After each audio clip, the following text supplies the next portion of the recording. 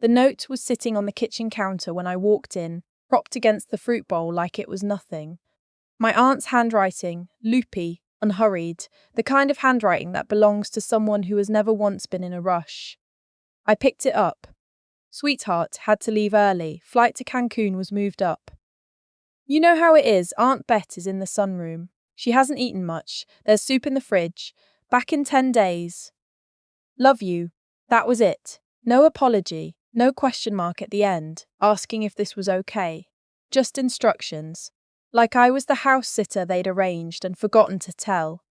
I'd driven 4 hours from Sudbury on a long weekend in October because my mother had called me the week before saying the whole family was gathering at the cottage. Thanksgiving, everyone together. She'd said it like it was the most natural thing in the world, and I'd believed her because I always believe her, which is something I'm still working through. I set the note back down and walked to the sunroom. My great-aunt Bet was sitting in the wingback chair by the window, the one that faces the birch trees. She had a blanket across her lap, even though the propane fireplace was running, and the room was warm. She was 81 years old. She'd been the principal of an elementary school in Owen Sound for 32 years. She had opinions about everything, strong ones, and she wasn't shy about sharing them. But that afternoon, she just looked small, the way people look when they've been left alone long enough that they've stopped expecting anyone to come through the door. She looked up when I came in and something in her face shifted. Not surprise exactly, more like relief that had to pass through a layer of sadness first. They told you it was a family gathering, she said. It wasn't a question. They did, I said. She nodded slowly, like she'd suspected as much. Sit down, sweetheart. There's nowhere you need to be. I sat down, and that was how my Thanksgiving started. My name isn't important. What matters is who I was in that family and what that meant. I was the youngest of 3, the only one who hadn't married someone with money, the one who'd gone into early childhood education instead of law or finance, which my mother had a habit of describing to people as teaching kindergarten in a tone that communicated everything she thought about that choice. I lived alone in a 1-bedroom apartment. I drove a old Civic. I didn't own anything that impressed anyone at a dinner table. My brother lives in North Vancouver. His husband works in commercial real estate, and they have a house with a view of the water and a kitchen that got featured in a renovation magazine. They fly business class when they travel. They were, as far as I could tell, in Cancun. My mother and my stepfather were also in Cancun. Same resort. They'd apparently planned this for months. And Aunt Bet, my grandmother's younger sister, widowed 12 years ago, no children of her own, was sitting in a cottage in Muskoka because someone had to be, and I was the someone they'd decided wouldn't mind. I didn't figure all of this out right away. I figured it out in pieces over the first 24 hours the way you do when you're too stunned to ask the obvious questions immediately. What I knew that first evening was that the soup in the fridge was 2 days old. The propane was running low, and Aunt Bet hadn't had a real meal since the day before. I heated the soup. I found crackers in the pantry. I sat across from her at the small table by the window and watched her eat, and she let me watch without making it awkward, which told me she'd had people care for her before, and she knew how to receive it gracefully. You drove from Sudbury, she asked. 4 hours, I said. She made a sound that wasn't quite a laugh. Your mother has always had a talent for delegation. I didn't say anything to that. There wasn't anything to say. After dinner, I called my boyfriend, who was spending the weekend with his own family in Timmins. I told him what had happened. He was quiet for a moment, and then he said, "Are you going to leave?" I looked out the window at the birch trees, pale in the October dark. She hasn't eaten properly in 2 days, I said, and she's 81. He already knew the answer. He said, "Call me tomorrow." I made up the bed in the guest room, the one that still had my grandmother's old quilt on it, the one that smelled like cedar and something floral I couldn't name. And I lay there for a while, listening to the wind off the lake and thinking about how I'd taken 2 days off work for this, how I'd cancelled plans with friends, how I'd packed a bag and driven 4 hours. Telling myself this was what families did. I didn't cry. I was past the age where this kind of thing made me cry. What I felt was something older and heavier than tears, the particular fatigue of being the person who always absorbs it. The next morning came into the kitchen in her house katan and slippers and stood in the doorway watching me for a moment before she said, "You scramble them too long. They go rubbery." "Tell me when to take them off," I said. She came and stood beside me and watched the pan. "Now," she said. I took them off. We ate at the table by the window. Outside the lake was grey and still, the kind of flat that only happens on cold mornings before the wind picks up.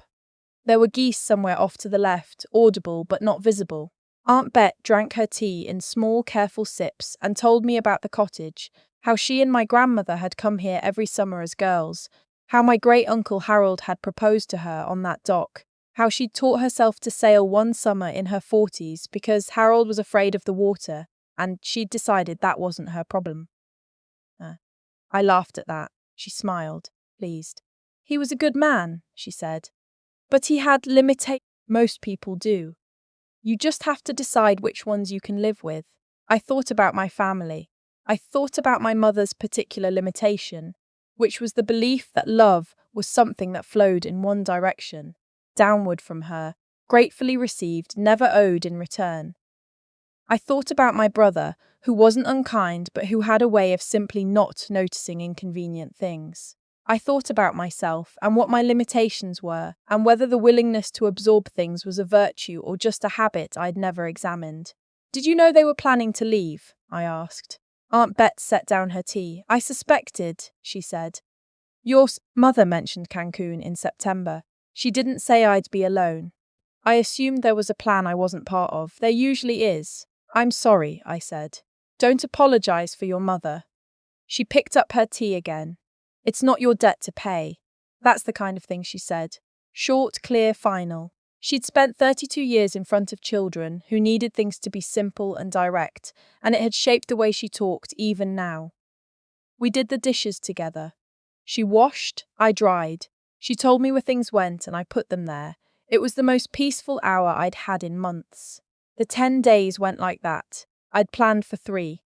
I called my school on Tuesday and arranged for a colleague to cover my class for the rest of the week, and then I called her again on Thursday and asked for one more day, and she said yes both times without making me feel guilty about it, which I was grateful for. Aunt Bet and I fell into a rhythm. I made breakfast. She made lunch, which she was particular about. Sandwiches cut on the diagonal, specific cheeses, a small green salad with a vinaigrette she mixed herself in a jar. I made dinner.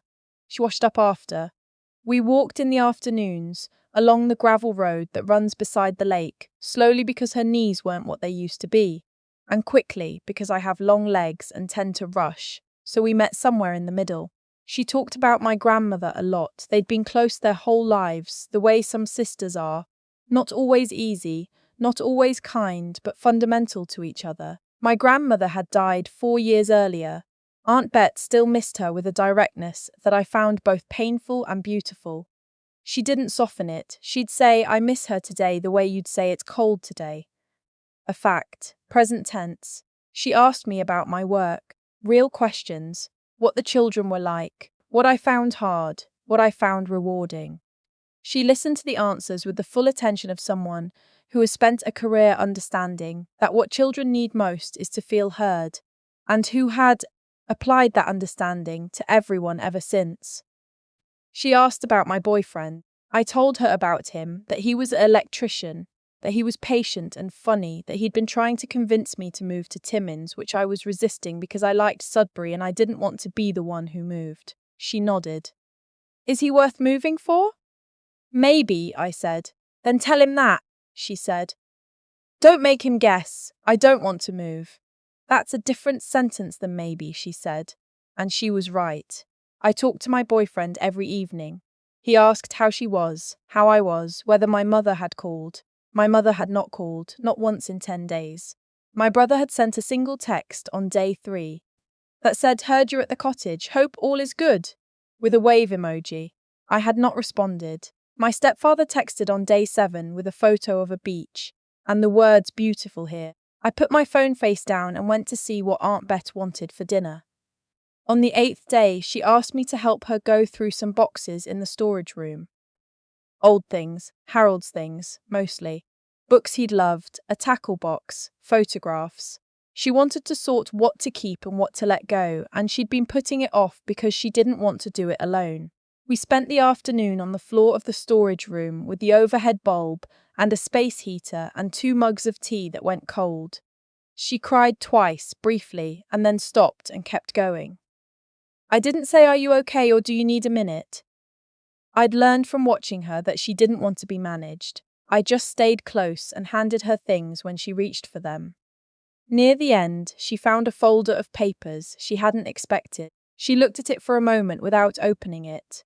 Harold's will was updated 3 years before he died, she said. This is a copy. She set it aside.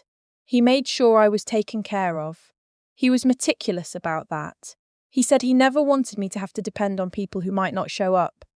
I thought about that for a long moment. I thought about my mother in Cancun. I thought about the note on the kitchen counter. He sounds like he understood you, I said. He did, she said. Eventually. She smiled a little. It took him a while to learn, but he was a good student. She stood up slowly, holding the edge of the shelf for balance. I have an appointment next week, she said, almost to herself. With my lawyer. I've been meaning to update a few things. I keep putting it off. Maybe I won't put it off. I didn't think much about that at the time. I was thinking about how to get the space heater back to the corner it came from without knocking anything over. My mother called on day 9. I watched the phone ring for a moment before I answered. I heard you've been at the cottage, she said brightly, like this was a pleasant coincidence. I have, I said. That's wonderful. How's Betty? We thought it'd be good for her to have some company. I was quiet for a beat too long. My mother has always been good at filling silence, but this time she didn't, which meant she knew. You told me it was a family Thanksgiving, I said. Well, the original plan changed. You didn't call me to tell me that, I said. I drove 4 hours to find her alone. She hadn't eaten properly. The propane was low. She's capable. She's 81, I said. And she's your aunt. My mother shifted into the particular tone she uses when she's been caught doing something indefensible and needs to reframe it. She said I was being dramatic. She said Bet was perfectly fine on her own. She said I'd chosen to stay. No one had forced me. She said it like this was a point in her favor. I listened to all of it, and then I said, I'll see you when you're back, and I hung up. My hands were shaking a little, not from anger exactly. More from the strangeness of having done something I'd never done before. I'd been absorbing things my whole life. I'd never once just put down the weight. I went and found Aunt Bet in the sunroom. She was reading. She looked up. That sounded like your mother, she said. It was. She nodded. She went back to her book. After a moment she said, without looking up, You did the right thing. My brother and his husband arrived back from Cancun on a Thursday. My mother and stepfather came back on the Friday. By then I was gone.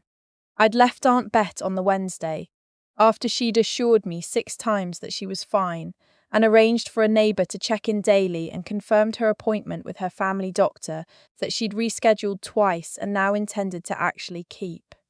She hugged me at the door for longer than she usually did. She smelled like the same soap she'd always used, something clean and herbal. She pulled back and looked at me and said, You're a good one. I hope you know that.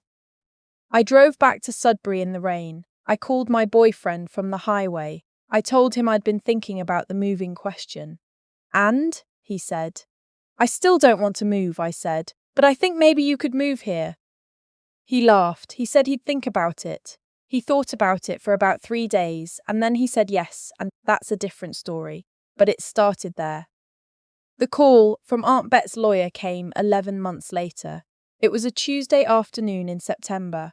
I was in my classroom after school, reorganizing the reading corner, when my phone rang with a number I didn't recognize.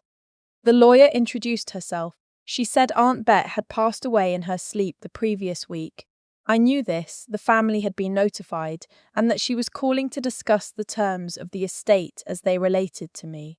I sat down on one of the small chairs. My knees were up near my chest. I said, "Okay." What followed was a kind of recitation I wasn't prepared for. Aunt Bet had updated her will 14 months earlier, in the November following that October at the cottage. She had left her personal belongings, her jewellery, and a collection of her husband's books to a small public library in Owen Sound that she'd been donating to for years. She had left her to a neighbour who'd driven her to appointments for the past 3 years. She had left the cottage in Muskoka, the one with the birch trees and the wingback chair and the dock where Harold had proposed. To me, I didn't say anything for a moment. The lawyer waited. "To me," I said. "To you," she confirmed. "Specifically you." She was explicit in the documentation. "The property is valued at approximately $900,000, though you'd want your own appraisal for current market. There are no liens." She also left a separate gift, a registered sum in a trust, of $120,000, designated for, and I'm reading her words here, "whatever she decides to do next, because she's the kind of person who should have options." I looked at the small chairs around me, the reading corner, the carpet with the alphabet on it. I thought about Aunt Bet on the floor of the storage room, her hands steady as she sorted through Harold's things, her voice matter-of-fact when she talked about what it meant to be taken care of. I said, "Was my mother? Was the rest of the family aware she was doing this?" "The will was a private document," the lawyer said. "No one was informed of its contents prior to the reading." "Okay," I said. "Okay, thank you."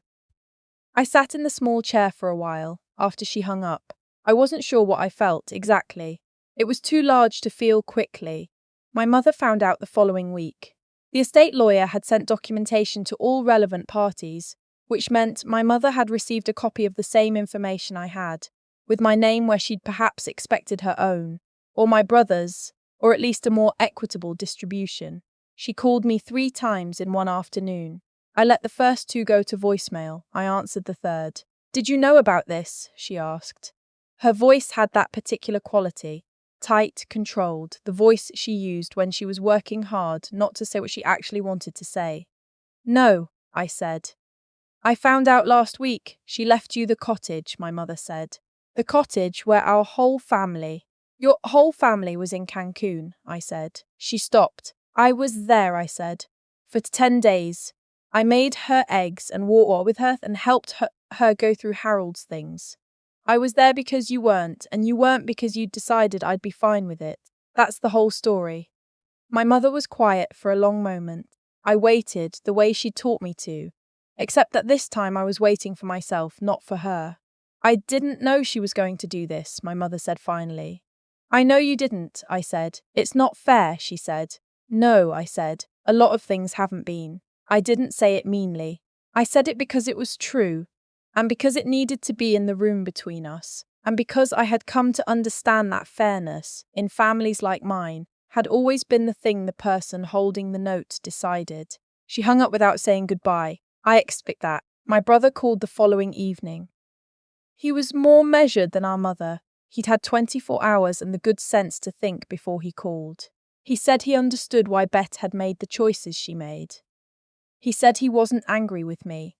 He said it in a way that was meant to be generous, but that carried under it the small suggestion that he could have been angry and had chosen not to be, as if his restraint were a gift. I said, "You sent me a text with a wave emoji." He didn't have an answer for that. He wasn't a bad person, my brother. He just hadn't thought about it, and he'd assumed not thinking was the same as not responsible, and it had never occurred to anyone to tell him otherwise. We didn't fight. We talked for about 20 minutes, and then said goodbye carefully, the way you do when you're both aware that something has shifted and neither of you knows yet what the new shape will be.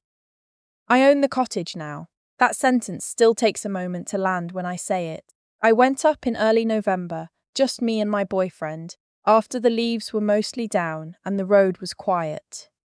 We walked the gravel road in the cold and the geese were gone, but the lake was still there, flat and grey-blue, the way it always is that time of year.